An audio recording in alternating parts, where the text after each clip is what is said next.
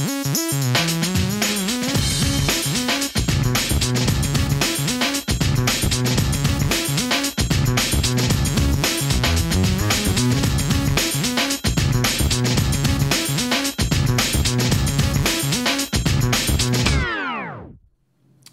Monsieur, bonjour, bienvenue sur le plateau du Media Lab, bienvenue aux rencontres entreprises du Career Center.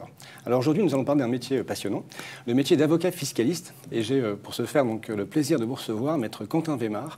Vous êtes avocat associé fiscaliste au cabinet EY Lille, EY Avocat.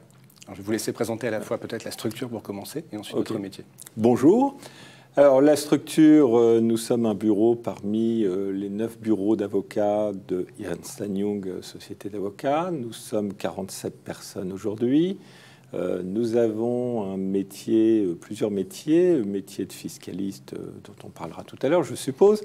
Donc je suis commencé. Le droit des sociétés, le droit des contrats, le droit public, le droit, je dirais, plus international qui est lié à la mobilité des personnes. D'accord. Et le droit social, bien naturellement.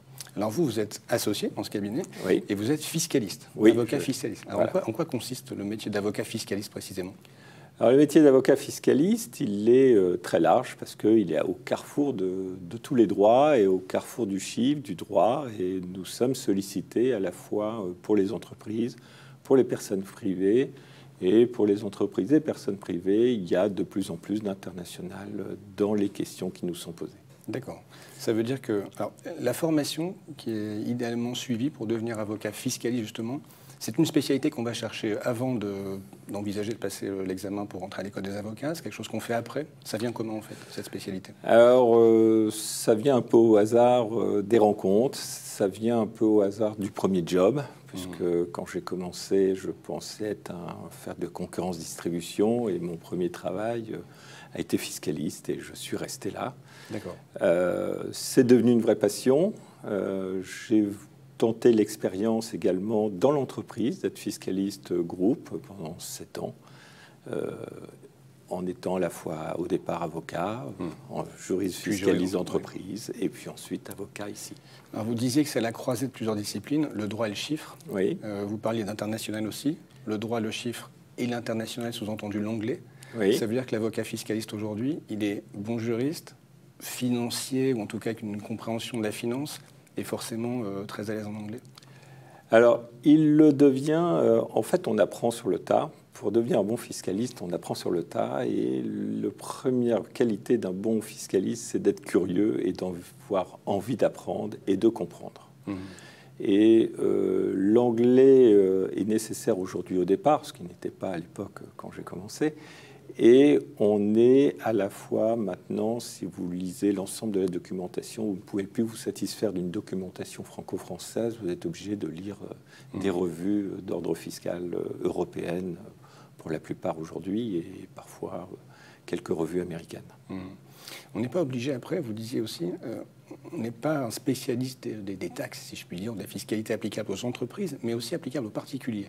Où on peut être alors soit l'un ou l'autre, soit les deux. Alors après, vous rentrez dans une distinction qui est plus approfondie. Par exemple, il y a des avocats fiscalistes dans la transaction.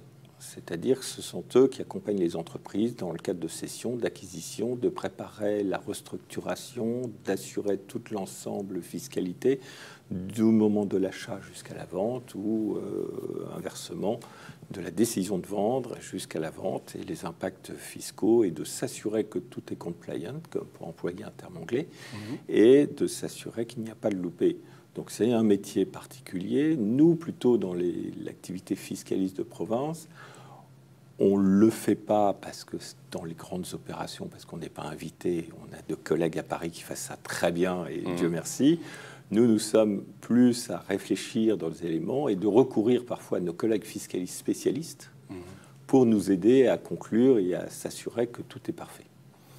Invariablement, si je puis dire, puisque vous avez une position comme ça particulière, tout le monde vous sollicite en fait dans votre cabinet, vos confrères. Toute opération a de toute façon un impact, si je puis dire, fiscal. Vous êtes systématiquement, vous avez une vue sur l'ensemble des dossiers. Alors on a une vue sur l'ensemble du dossier, puisque dès que vous avez un mouvement, que ce soit un mouvement de patrimoine ou un mouvement au sein d'une entreprise, il y a toujours une incidence fiscale. Je rappellerai la phrase de Benjamin Franklin: il y a deux certitudes dans ce monde, la mort et la fiscalité. Donc voilà, donc j'ai la chance d'être dans une des certitudes. Ok. Merci beaucoup, Maître Wemar. Merci. Très bonne journée à vous. Et à très bientôt sur les ondes du Media Lab.